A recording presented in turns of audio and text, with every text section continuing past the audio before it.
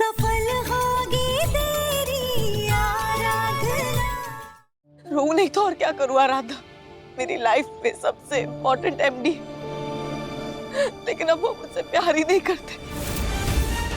जब मैंने तुम दोनों को साथ में देखा ना, तब मुझे समझ आया कि एमडी ने मुझे सिर्फ इस घर में इसलिए रखा है क्योंकि मेरी कोख में उनका बच्चा है, और उसका ख्याल रखना एमडी की रिस्पॉन्सिबिलिटी।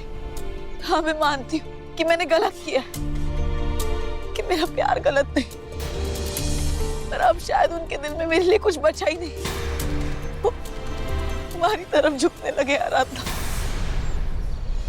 मेरी जिंदगी में सब कुछ खत्म हो चुका, कुछ भी नहीं बचा। तुमने सही कहा था आराधना, रिश्ते ना प्यार और विश्वास से बनते, जबरदस्ती से नहीं। अब मुझे समझ आ गया कि मैं एमडी को कितने भी करीब ले आऊं, लेकिन उनका प्यार कभी नहीं पा सकती।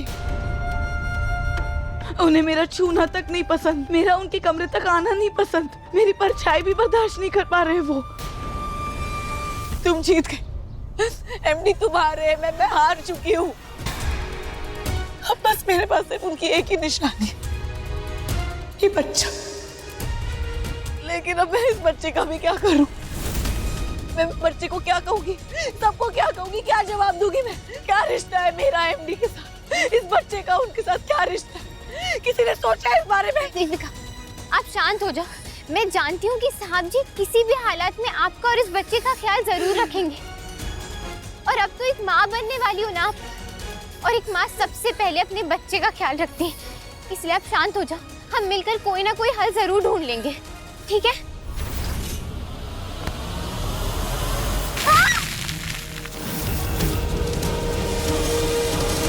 मेरी जिंदगी का सबसे बड़ा हल है तुम्हारी मौत आराधना, क्योंकि तुम मेरी जिंदगी का सबसे बड़ा कांटा हो। तुम्हारी मौत, तुम खत्म, यानी मेरी सारी प्रॉब्लम्स खत्म। साहब जी,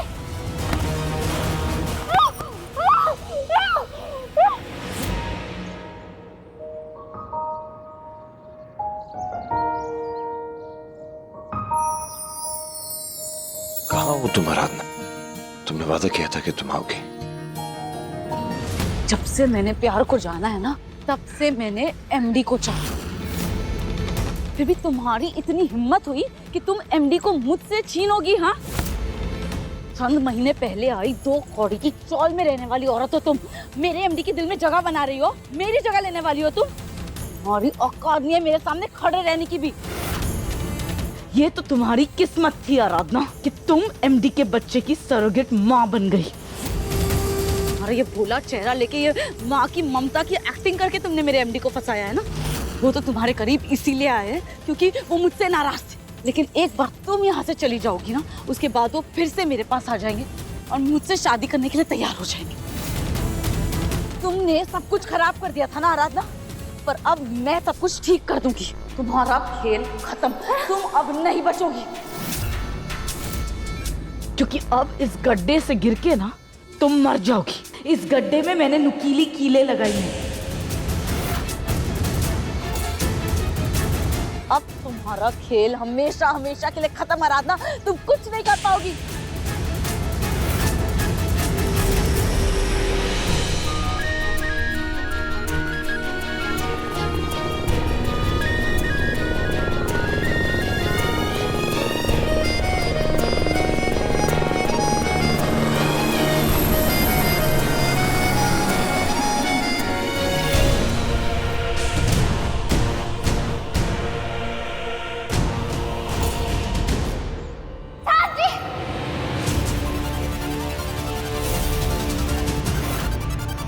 आराधना!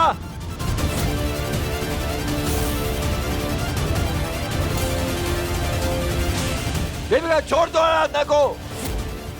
मैंने कहा छोड़ो आराधना को। देविका!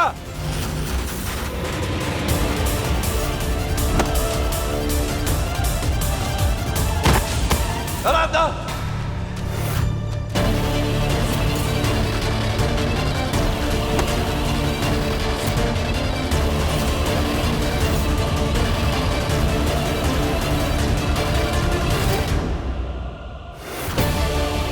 आराधना, मेरा मेरा हाथ मत छोड़ना, मैं गिर जाऊंगी, मर जाऊंगी मैं।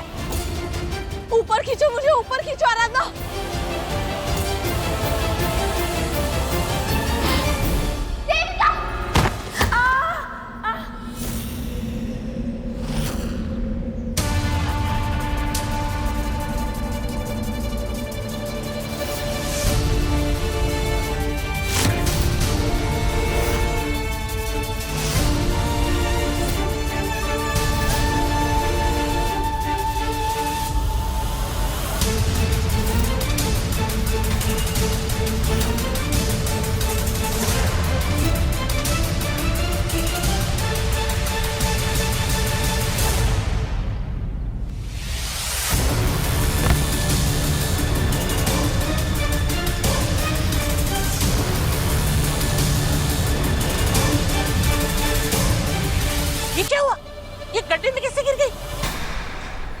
दरअसल देविका ने आराधना को गड्ढे में डालने की पूरी कोशिश की, लेकिन खुद ही गिर गई।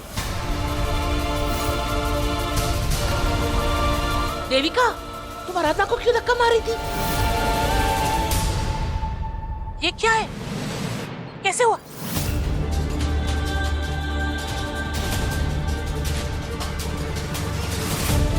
कुछ नहीं है, मैं ठीक हूँ। आप लोग प्लीज मेरी चिंता मत कीजिए, मैं बिल्कुल ठीक हूँ।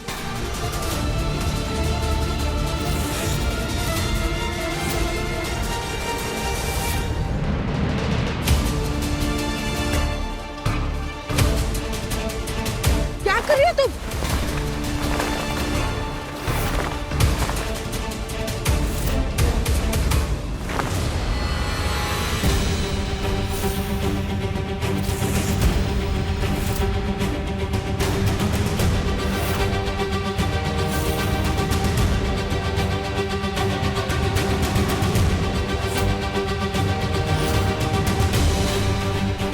ये तो नकली पेट है।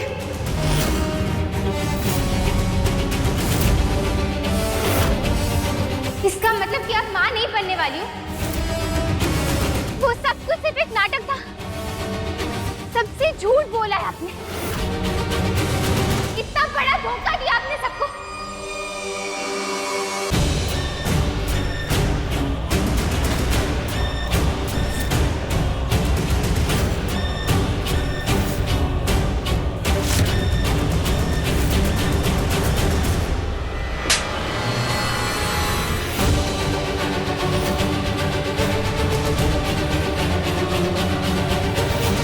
जो खुशी इतने सालों से दामिनी दी आपको नहीं दे पाई, वो मैं देने वाली हूँ।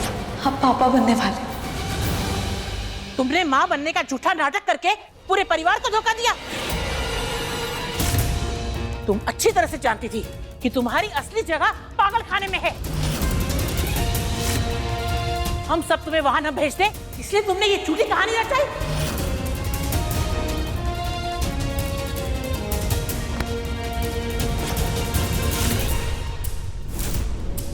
तुम कभी प्रेग्नेंट थी ही नहीं, फिर तुम्हारे टेस्ट रिजल्ट सब पॉजिटिव कैसे हैं?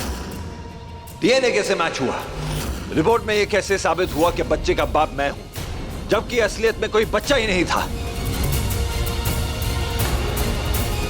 और दीदी आप अब तो खुद हॉस्पिटल गई थी ना, देविका के चेकअप आप नहीं करवाए थे, सारे टेस्ट करवाए थे, तो फिर अचानक इसने रिपोर्ट कैसे बदल दी?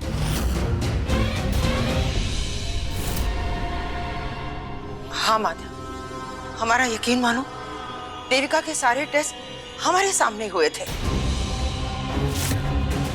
इसका मतलब यही हुआ ना कि वो डॉक्टर झूठ बोल रहा था कि देविका प्रेग्नेंट है।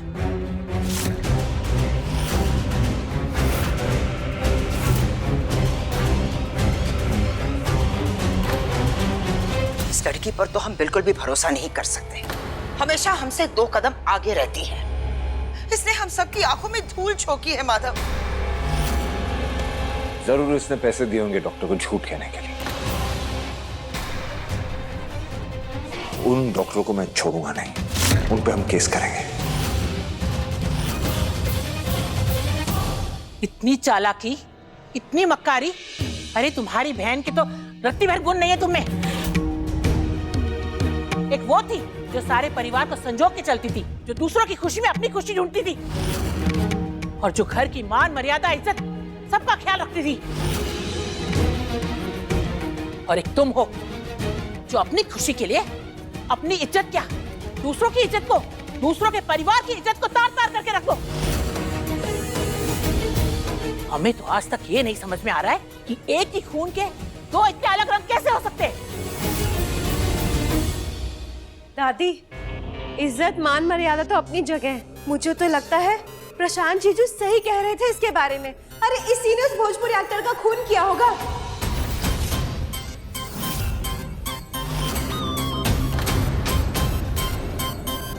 हे भगवान, किशन, देखो ना, हर दिन इस घर में कुछ ना कुछ नया हो रहा है। अरे मुझे तो डर है ये भारद्वाज मेंशन एक दिन म्यूजियम ना बन जाए। इतने दिन से हम एक खूनी के साथ रह रहे थे और इससे पहले ही हमें कुछ और करे। किशन, मैं तो अपने मायके चले जाऊंगी, तुम भी अपना सामान पैक कर लो। चलो। एक मिनट चुप यार, ये वक्त नहीं है ये सब बातें करने का।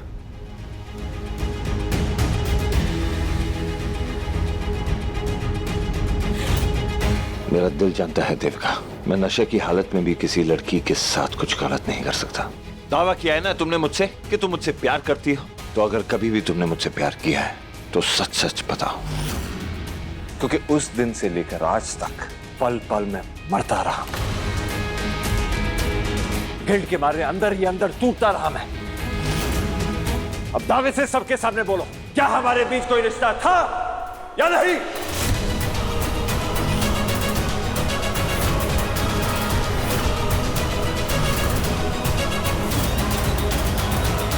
नहीं।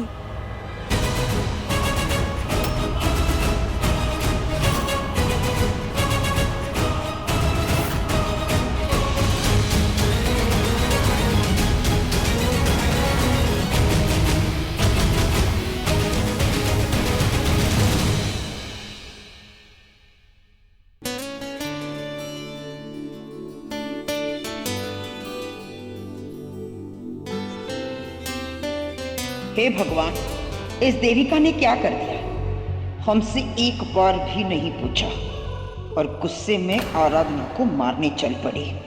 खुद तो डूब ही गई और हमारे लिए भी खड्डा खोद दिया इसने। कहीं माधव के सामने पूरा सच ना उगल दे, फिर क्या करेंगे हम? क्या जवाब देंगे हम पूरे परिवार को? हाँ एमडी, मैंने किया ये पूरा झूठा नाटक, पर मेरे पास और कोई रास्ता नहीं था एमडी। मैं आपसे और दूर नहीं रह सकती थी। और आप सब लोग मुझे मेंटल हॉस्पिटल भेजना चाहते थे ना, तो क्या करती मैं? हाँ, और अगर किसी से सच्चा प्यार करना पागलपन है ना, तो मैं एमडी के प्यार में पागल हूँ। एमडी, प्लीज देखिए मेरी तरफ, मैंने सिर्फ आपसे प्यार किया। आप मुझसे गुस्सा है ना कि मैंने कुछ गलत कदम उठाए, पर वो सब कुछ सिर्फ आपको पाने के लिए, आपके प्यार के लिए एमडी। मैं आपको दामिनी दी के हाथों एक बार खो चुकी थी एमडी, पर मैं आपको दोबारा नहीं खो सकती थी एमडी। हे भगवान, कहीं अपनी इस बकवास में ये लड़की हमारी मेहनत ना खराब कर दे। फौरन घर आइए, देविका को मेंटल हॉस्पिटल ले जाने का टाइम आ गया है। एमडी, आप किस लिए मुझे छोड़ रहे हैं? ये आराधना के लिए? ये है कौन? इसकी औकात क्या है मेरे सामने एमडी? ये बस आपके बच्चे को जन्म देने वाली एक मामूली सी औरत है। अरे आप दोनों की शादी तो बस एक किस्मत का खेल है एमडी। इसके साथ तो आपका सिर्फ 1 साल का रिश्ता है, लेकिन हम दोनों का जो प्यार है वो इतने सालों का है एमडी।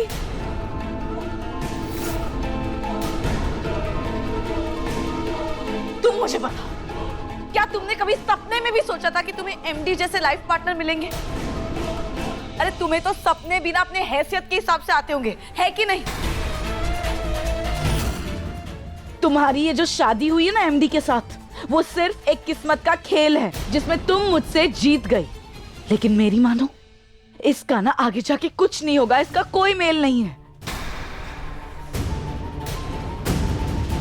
तो प्लीज एमडी को छोड़ के चली जाओ, इस शादी को भूल जाओ, हमें भूल जाओ, प्लीज हमारी लाइफ से दूर चली जाओ। एमडी को छोड़ दो तुम। क्योंकि एमडी को सिर्फ मैं खुश रख सकती हूँ।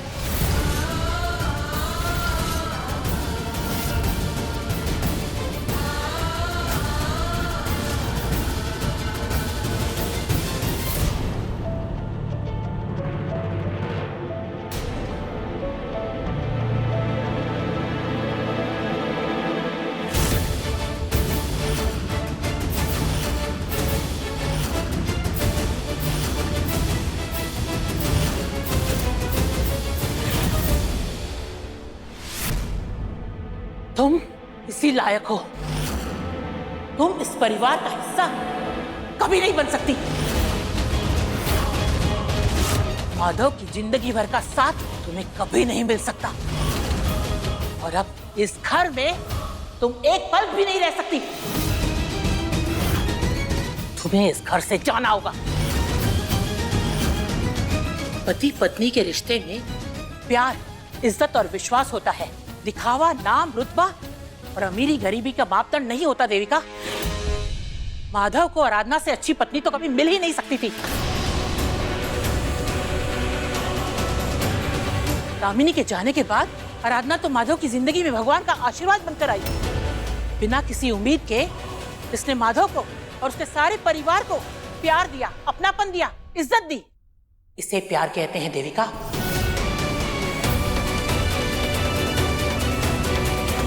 तुम्हारे इस खोखले और स्वार्थी एहसासों को प्यार का नाम मत दो। तुमने अपनी खुशी के लिए माधव की हर खुशी छीनना चाहिए। इसे प्यार नहीं, खुदगर्जी कहते हैं देविका, खुदगर्जी।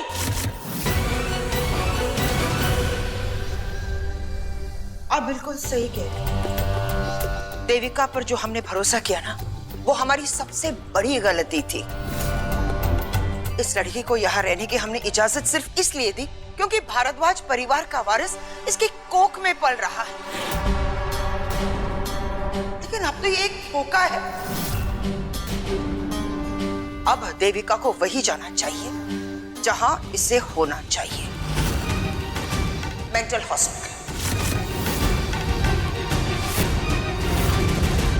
हमने जूली को अभी अभी एसएमएस किया है, वो बस आती ही होगी। यहाँ आकर वो देविका को यहाँ से ले जाएगी। दीदी, इसकी जगह सिर्फ जेल में। इसने इतने बड़े बड़े पाप किए हैं, इसे जेल के अलावा पूरी दुनिया में कोई जगह नहीं मिलनी चाहिए। हमें कोई दिक्कत नहीं है। अब माधव ये फैसला करेगा कि देविका कहाँ जाएगी, और माधव जो भी फैसला लेगा ना, वो हमें मंजूर होगा। आप मुझे इस घर से निकालेंगी? आप? अरे आप तो खुद इतनी शातिर औरत हैं और आपने खुद ना इन्होंने क्या देविका? तुम कहना क्या चाहती हो? क्या इल्जाम लगा रही हो तुम मेनका दीदी पर?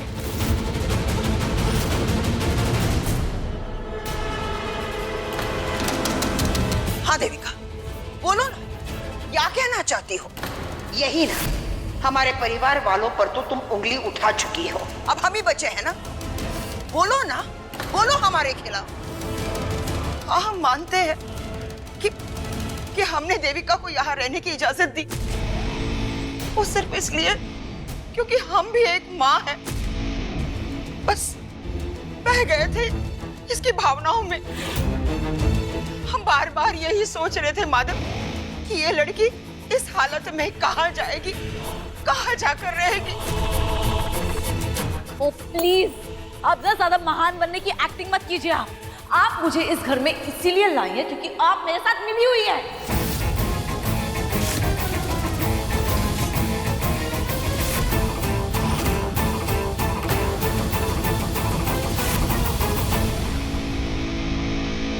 हाँ माधव, हम इसके साथ सिर्फ इसलिए मिले हुए हैं क्योंकि हम भारद्वाज परिवार के वारिस को एक अच्छा भविष्य देना चाहते हैं। लेकिन अब तुम्हारी बातों पर यहाँ कोई भी भरोसा नहीं करेगा। इसलिए जो शब्दों का खेल तुम हमारे साथ खेल रही हो ना, पहले उसे बंद करो। तुम्हारा झूठ सबके सामने आ गया है। अब कोई भी यहाँ तुम्हारी बातों पर यकीन नहीं करेगा, इसलिए अब तुम्हें वही जाना होगा जो तुम्हारी किस्मत में पहले से लिखा गया है। पागल खाना तुम्हारा इंतजार कर रहा है देने का।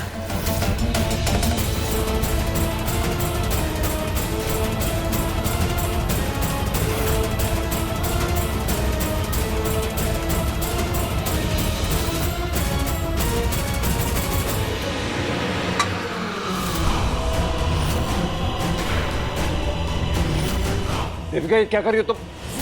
खबरदार, किसी ने एक और शब्द कहा ना तो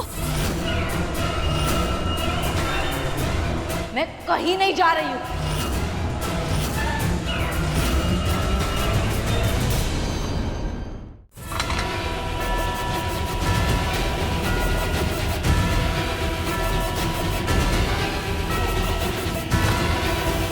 खबरदार, अगर किसी ने कुछ बोलने की कोशिश की, अब सिर्फ मैं बोलूंगी और सब चुपचाप सुनेंगे। देविका, नहीं एमडी, बस आज आप भी नहीं बोलेंगे, आप चुपचाप मेरी बात सुनेंगे। हाँ, मैंने गलती की है, लेकिन मैंने जो भी किया है आपके प्यार के लिए किया है। कभी आपको नुकसान पहुंचाने की कोशिश नहीं की है मैंने। आप लोग मुझे धोखेबाज बुला रहे हैं, हाँ? तो इन्हें क्या बुलाएंगे आप? क्योंकि जब से मैंने ये घर में कुछ भी किया है ना, मैं अकेली नहीं हूं, इस सब में ये औरत भी शामिल है। इनके कहने पे मैंने सब कुछ किया है। अरे यही है जिन्होंने नकली पेपर्स बनवाए थे, इनके वजह से मैंने ये प्रेगनेंसी का खेल खेला है आप सबके साथ।